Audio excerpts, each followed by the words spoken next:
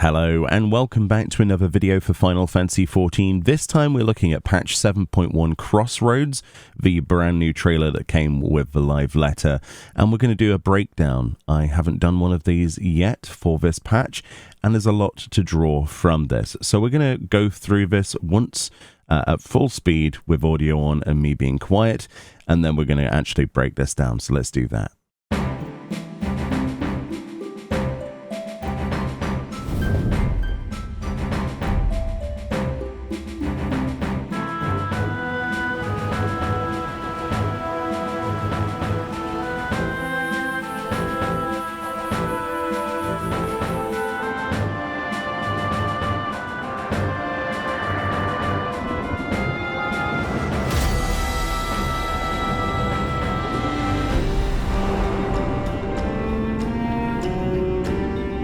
Was Queen Sphene taken to the cloud? She must have been. To still remember her is strange. Even though I remember her, I'll never see her again. It seems that's what it means to die, I'm afraid.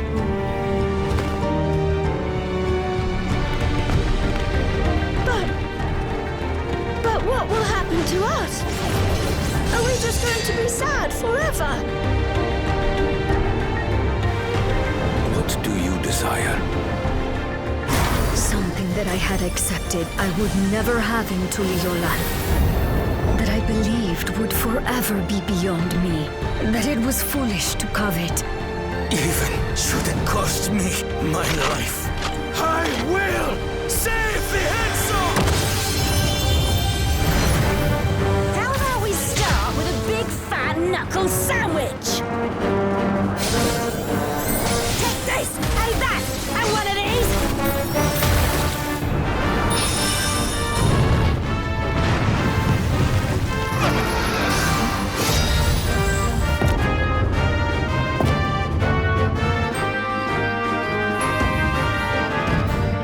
Come, mortal. Allow me to show you the depths of my hatred.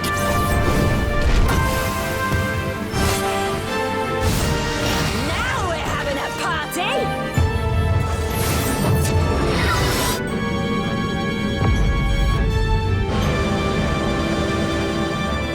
Behold, as the spate of my rage quenches the candle of your trivial existence. I cannot die!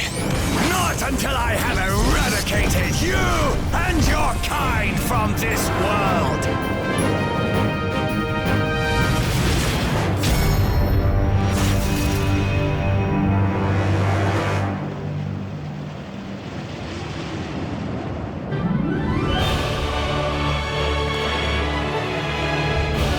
At last.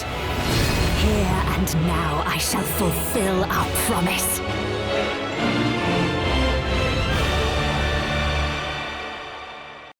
Alright, so that's the gist of it. So let's break this down then. Let's go back, play this at a much lower speed and skip around this. So there's a lot to take in here, especially if you're somebody who might not have played Final Fantasy XI. I dipped into it with basic knowledge. So obviously we've got our intro fade in and out here into Lower Juno. Now the thing that immediately strikes out here are these shaded characters. Perhaps these are remnants from another shard or something, as this world has been pulled here. I'm not really sure about the context of that. It does look absolutely gorgeous though. The fountain in the corner, the market area here, the lanterns, it just looks amazing. The second scene in the trailer after this though, this looks a lot like the Boyada tree from Final Fantasy XI. We've got these Gubu here as well, and these mushroom thingies and the spider. Looks very, very familiar. Beautiful, though. Absolutely beautiful. I love that scene. The next bit after this, though, is probably the most iconic to a lot of people who have played 11. This, of course, is Ruan Gardens. We've got the floating stuff in the air here. Appeared to be at like a cloud level. Very interesting to see how that will play out in our storyline. Then we get back to Lower Juno, and you can see that things are not exactly as they seemed at first. We've got this sort of like broken pathway that's been replaced by the jump platform that goes up to the first boss. We've seen this all before. They've shown us in teasers and pictures, but it never gets less impressive. And you can see Upper Juno up there as well, which looks awesome. Yeah, I could stare at that image all day. That is very, very nice. We get the logo come in. And then afterwards, we get our first scene of the MSQ, which is, of course, the Sphene Memorial Service. Of course, Sphene was defeated. We've got quite a lot of people in attendance here. Some of these characters you could probably recognize. I personally don't.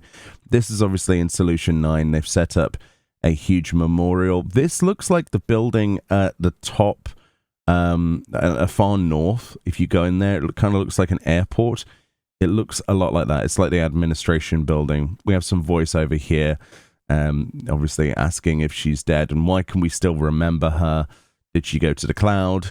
Very, very ominous stuff. Then we have this section here, which is Yue Yawata Field Station, which is the new MSQ dungeon that we're going into. It does look like somewhere that they ran experiments on people, and there's all sorts of things. This first boss looks amazing, by the way. The dude that's floating there on what looks like a tank of ceruleum or whatever it is. And then you've got these different stack and spread markers and things like that. Looks very, very cool. Like some kind of... It reminds me a little bit of that research facility that the Garleans were using. Castra Mabania, that's it. That's the name of it. And then there's some kind of weird thing on the screen here that I don't really know what this is at all. They're clearly monitoring something quite important.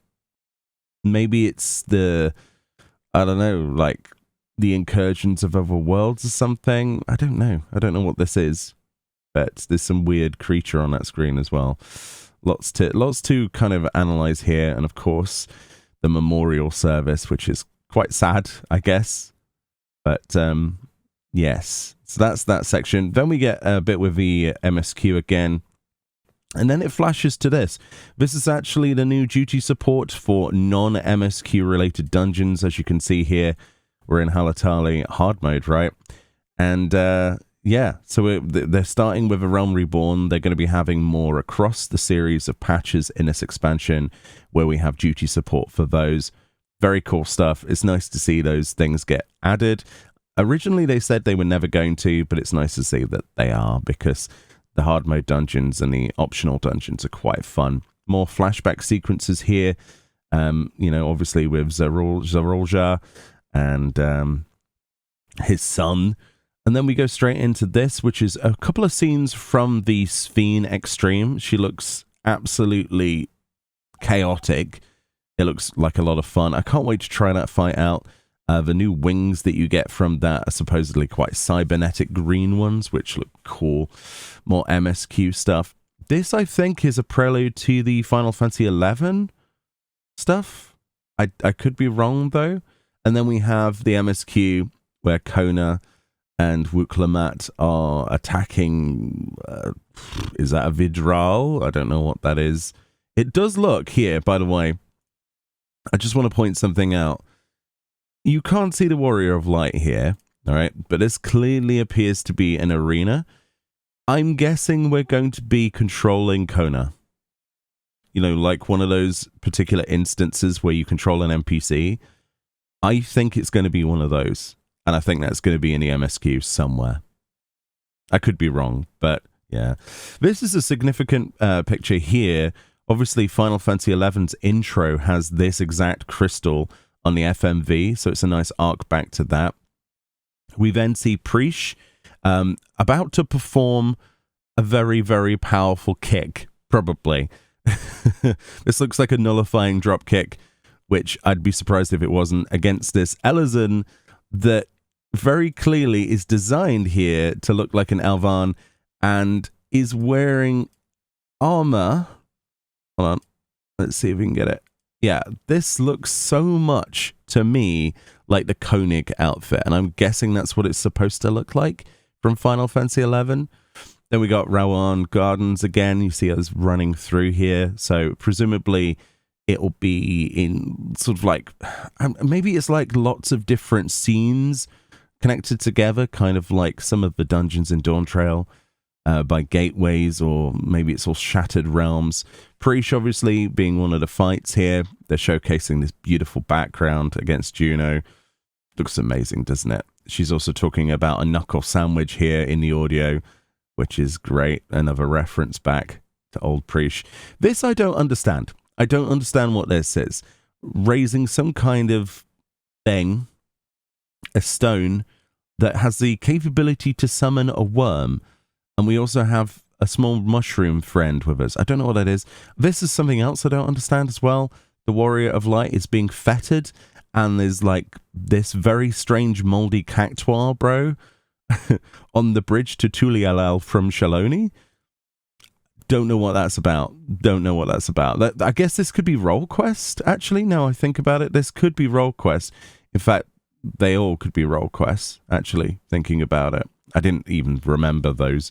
I need to finish them all off. I've not done them all. And then we get this handsome chappie coming towards the camera in slow-mo. Obviously, Hildebrand stuff. Can't wait for that. This is a really cool scene. Okay, so this is obviously to do with the brand new tribal quests, or as we should call them, society quests. And of course, this is the Pelu Pelu. Now, I'm not sure where this is, but it's absolutely gorgeous. This tent specifically reminds me of Final Fantasy X in a massive way. Just the colors, the design of things.